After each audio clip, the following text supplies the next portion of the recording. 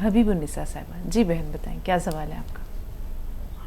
Hello हकीम साहब। जी सुन रहे हैं हकीम साहब, आपको फरमाइए क्या सवाल है? हकीम साहब, मेरे पैरों में बहुत तकलीफ है वहाँ, और मेरे तलवों में बहुत जलन होती, पूरी बॉडी में खुजली होती, बहुत तकलीफ है मेरे को, 12 साल से है।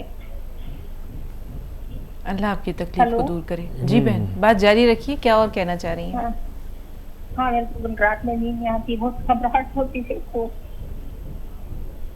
बहुत जी तकलीफ है मेरे को। हकीम साहब के ताल के लिए मैं बहुत चिंता तरस रही थी। मैं ऑर्डर भी करी गोंद किया और जीरे का सोडा, जीरे का सिरका। जी फिक्र नहीं करें, संभालें, आप रोए नहीं। और सही दवा आपने ऑर्डर की है। आधा आधा ग्राम 2 बार खाने के बाद दवा इस्तेमाल करें, गौनसिया।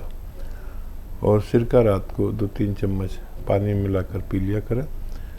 खाने के बाद ही लेना बेहतर है, और अल्लाह से मदद मांगना सबसे ज़रूरी है। और 1-2 चीज़ें बस ज़रा ख्याल रखें कि आपके घर में अगर ये वेस्टर्न टॉयलेट नहीं हो तो वो उसका एहतमाम करें आपके लिए ख़ास तौर पर। अगर ये होगा तो आप जल्दी अच्छे हो सकते हैं। बहुत मेहनत ना करें कुछ दिन, जब तक इलाज चले। झाड़ू पोंछा भी ना करें, जो ज़मीन में बैठ के ऊँकड़ू बैठ के जो काम होते हैं वो नहीं करने। बस अब तो अल्लाह से मदद मांगें। आपने सही दवा का इंतखाब किया, इसको इस्तेमाल करें। मुझे उम्मीद है कि बहुत जल्द आपका फ़ोन आएगा कि आपको अल्लाह ने फ़ायदा शुरू कर दिया है। 6-7 महीने दवा खाएं, इतना वक्त भी लग सकता है।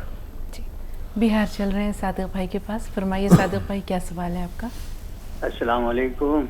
वालेकुम अस्सलाम। हकीम साहब से बात करनी थी। जी सुन रहे सादिक हैं भाई वालेकुम अस्सलाम, खुश आमदीद। जी हकीम साहब, मैं आपका प्रोग्राम देख रहा हूँ, और हमारे पूरे घर वाले देखते हैं आपका प्रोग्राम। आप रिटायरमेंट की बात कर रहे थे, अभी सारे घर वाले परेशान हो गए रिटायरमेंट का आपने जिक्र किया जैसे, और जब भी जिक्र करते हैं लोग परेशान हो जाते हैं। लाखों लोग आपसे मुस्तफीद हो रहे हैं, बेशक। और लाखों लोगों की रहनुमाई करते हैं रोज़ाना। हम लोग भी कोशिश करते हैं लोगों की मदद करने की, आपके बताए हुए नुस्खे पे अमल करते हैं, दूसरों को भी बताते हैं। कुछ फ़ायदा पहुंचता है आपको? जी जी जी, बहुत सारे जी फ़ायदा पहुंचा है, बहुत सारे लोगों को भी पहुंचा है। और मोहल्ले की लड़कियां औरतें भी आती हैं, देखती हैं आपके प्रोग्राम हमारे यहाँ बैठ के। तो आप बराए मेहरबानी कम से कम ऐसा तो ना करें कि आप रिटायरमेंट लेने की बातें ना किया करें। और अल्लाह ताला आपकी सेहत को अच्छा रखे, आपके उम्र में तवालत अता फरमाए। आमीन आमीन सुम्मा आमीन। मेरा एक सवाल था हकीम साहब जी। थायराइड हो गया है एक भाई को, उनके लिए सवाल था। वो बहुत परेशान है, वो कमजोरी वाला थायराइड है शायद उनको। ठीक है। हाँ, पढ़े लिखे इंसान की यही पहचान है कि बात उतार देते हैं दिल और दिमाग में, और लहजा चमकता हाँ। है, दिल में उतरते हैं। वो अक्सर मैं एक शेर पढ़ता हूँ कि फलक पर चांद तन्हा जैसे एक तारा चमकता है, पढ़ा लिखा बशर होता है तो लहजा चमकता है। ये मेरी गज़ल है पूरी कि वो मुझसे मिलने आता है तो घर सारा चमकता है, छुपा लूँ उसकी आमद को तो दरवाज़ा चमकता है। कभी ये दूर मैंने भीड़ में ढूंढा नहीं उसको, हज़ारों लोग भी होते हैं तो तन्हा चमकता है। और भी बहुत शेर थे। बहरहाल पढ़े लिखे आदमी फ़ोन करते हैं, मुझे ये अपनी गज़ल के अशार याद आते हैं। खिदमत करते रहिए। देखिए, एक तसलसल है खिदमत का। मेरे ज़रिए जो आप तक नुस्खे पहुँचते हैं वो कल हर किसी के सामने रास्ता खुला हुआ है मौत का। मौत से पहले तौबा और अल्लाह के हुजूर सब कुछ छोड़ के जाना मेरी नज़र में ज़रूरी है। मैं जानता हूँ कि मेरे व्यूवर्स को ये बहुत बुरा लगेगा, लेकिन मैंने इंतज़ाम ऐसा किया है कि आप तक नुस्खे पहुँचा दिए। ये तमाम ज़िंदगी आपकी काम आएंगे। और यूट्यूब और फेसबुक को सब्सक्राइब कर लें। मेरी तरफ से मैं कहीं भी रहूं आप तक नुस्खे पहुंचते रहेंगे, हज़ारों प्रोग्राम चलते रहेंगे। और ये सिलसिला इसी तरह, हम जाएंगे नहीं तो कोई हमारे पीछे आएगा नहीं जो हमसे बेहतर जो काम करने वाला है वो साहिर ने कहा भी है कि मुझसे बेहतर कहने वाले, तुमसे बेहतर सुनने वाले, कल कोई मुझको याद करे और क्यों कोई मुझको याद करे, मसरूफ़ ज़माना मेरे लिए क्यों वक्त अपना बर्बाद करे, मैं पल दो पल का। साहिर ने बहुत अच्छी शायरी की है इसमें, और महफूज रखिए, आगे बढ़ा दीजिए नुस्खे जात को। और मैं ये भी भूल गया क्या सवाल किया था इन्होंने। हकीम साहब आप दीदा कर देते हैं, सवाल तो मुझे भी याद नहीं। हाँ, इन्होंने थायराइड के बारे में जानना हाँ, चाहा। थायराइड का बड़ा अच्छा नुस्खा है।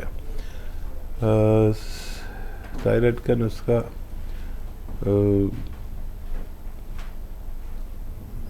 ये मेथी 100 ग्राम और आंवला 100 ग्राम और धनिया 300 ग्राम, इनका पाउडर बना लें और इस सफ़ूफ बनाकर रखें और 1 चम्मच सुबह खाएं और उसमें 1 चुटकी गोंद चिलगोज़ा, बस 1 चुटकी डालना, इससे कम हो जाए, ज़्यादा ना हो। ये एक बार खिला दिया करें और खूब ऑयली चीज़ें खिलाया करें। अक्सर मैं ऑयली चीज़ों को, चर्बी को मना करता हूँ, लेकिन ऐसे मरीज़ को खूब मुरगन अशिया खिलाया करें और 3-4 महीने खिलाएंगे तो फ़ायदा नज़र आना चाहिए। इलाज कितना भी लंबा चले, आप इन्हें इस्तेमाल करें। बिल्कुल हकीम साहब, कारवां रुकता नहीं है, आपने सही कहा। मीर कारवां भी बदलते रहते हैं, लेकिन मीर तकी मीर ने बहुत प्यारा एक शेर कहा है, थोड़ी सी तहरीफ कर रही हूँ माजरत के साथ।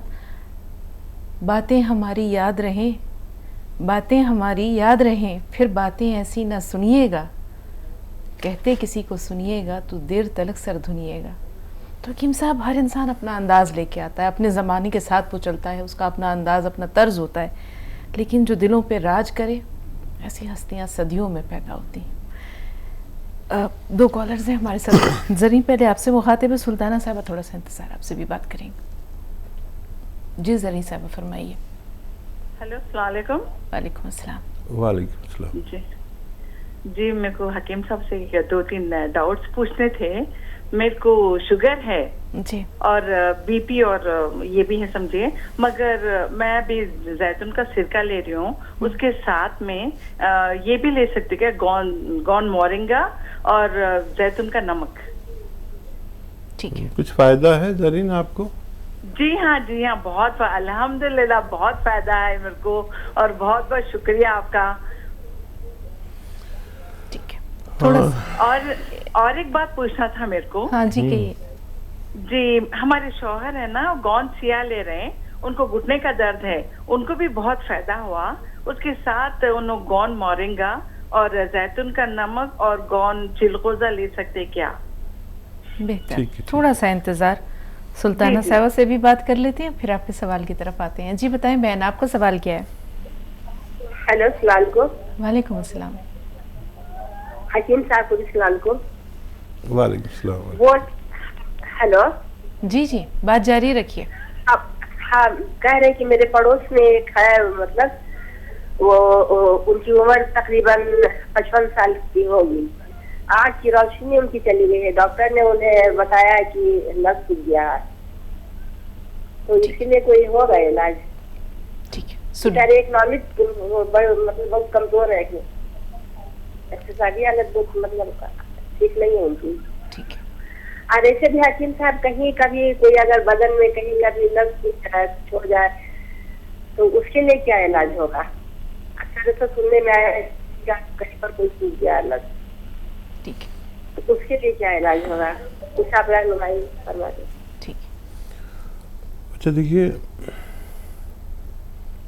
नसों की फ्लेक्सिबिलिटी के लिए और नसों को कुशादा करने के लिए और उनमें तवानाई के लिए 3 चीज़ें हैं तकरीबन, जिसमें अखरोट,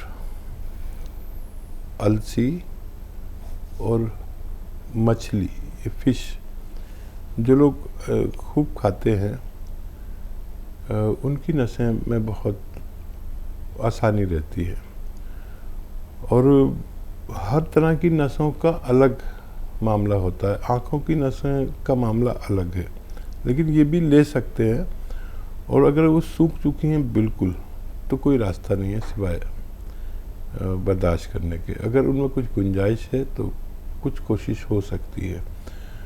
मैं अक्सर एक नुस्खा बताता हूँ आपको, वो ये है कि सौंफ और अलसी को हल्का सा भूनकर पाउडर बना लें, 1 चम्मच रोज़ खाएं सुबह और शाम। नमक ज़ैतून 1 चुटकी 2 गिलास पानी में मिलाकर इस पानी से खानी है।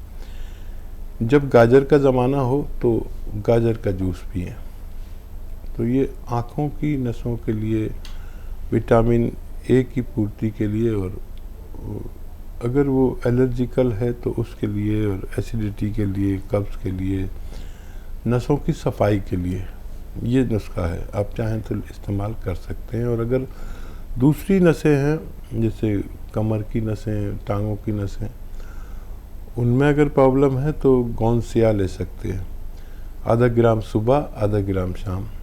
अगर ये इस्तेमाल किया जाए तो डिस्क का प्रॉब्लम हो, नसों का हो, नर्व का और पट्ठों का हो, जोड़ों का हो, उससे फ़ायदा होना मुमकिन है। 2 कॉलर्स और हैं हकीम साहब। मोहम्मद अहमद साहब दिल्ली से, अनीसा बेगम, थोड़ा सा इंतज़ार, आपसे भी बात करेंगे। जी अहमद भाई फरमाएं, क्या सवाल है आपका? वालेकुम अस्सलाम। मैं मोहम्मद अहमद खान बोल रहा हूँ दिल्ली से। जी जी। मुझे नाक की बड़ी परेशानी है, हर टाइम मेरी नाक फट जाती है, कुछ समझ में नहीं आता क्या करें इसके लिए। जी। कितनी उम्र है? जी उम्र कितनी है? उम्र मेरी हो गई 61 साल। माशाल्लाह। ठीक है, थोड़ा सा इंतज़ार। अनीसा साहब आप बताएं, क्या सवाल है आपका? हेलो जी अनीसा साहिबा फरमाइए। हनीफा बेगम है मेरा। जी अनीसा बेगम साहिबा फरमाइए, क्या सवाल है आपका? मेरे को गोंद से इस्तेमाल कर रही हूँ, तकलीफ हो रही है, मेरे को डॉक्टर साहब से बात कराना है। बात हो रही है, कब से इस्तेमाल कर रहे हैं, कितनी तकलीफ बढ़ गई बताइए। 7 महीने से बोलो जी 7 महीने से इस्तेमाल कर रही हूँ। अच्छा, तकलीफ कितनी ज़्यादा है, कितनी कम है, कहाँ कम हुई, कहाँ पर ज़्यादा हुई, पूरी तफसील बताइए। मेरे को 3 महीने खा के हुआ था, जब गिर गई मैं, तकलीफ कितनी ज़्यादा है, कितनी कम है। टीवी की आवाज़ थोड़ी देर के लिए बंद कर दीजिए और तसल्ली से अपनी पूरी कैफियत बताइए। तकलीफ कम हो गई थी, गिर गई मैं बीच में एक बार, गिरने के बाद हाँ, गिरने के बाद फिर तकलीफ तेज हो गई। ठीक है। गिरना ही था तो एक नहीं 100 मुकाम थे। ये क्या किया कि दौराने इलाज गिर पड़े। एक शेर बनाया है मैंने। तो गिरना नहीं था। और देखिए इस उम्र में अक्सर लोग वॉशरूम में गिर जाते हैं, और ये दवा की खामी नहीं है, हमारी खामी हो गई है कि हमें बहुत मोहताज ज़िंदगी गुजारनी थी। अब कितना वक्त लगेगा नहीं पता, लेकिन इसी इलाज से फ़ायदा हो सकता है। ज़रूरत पड़ने पर आप एलोपैथिक इलाज भी साथ में ले सकते हैं। अब दोबारा से ये सब दवाएं आपको लेनी पड़ेंगी। अल्लाह पे भरोसा करके आप लें, और बस मोहताज ज़रूर है। इस उम्र में गिरना बहुत ख़तरनाक है कि कूल्हे की हड्डी भी टूट सकती है, फिर आदमी बेड पर आ जाता है। तो ज़ईफ़ुल उम्र मुझ जैसे जो बूढ़े लोग हैं, उन लोगों को बहुत एहतियात से ज़िंदगी गुजारनी चाहिए। जब बहुत दर्द हो तो दर्द की दवा ले लिया करें, गौनसिया इस्तेमाल करते रहें। मैं दुआ करूँगा कि अल्लाह ताला आपको दोबारा से अच्छा कर दे।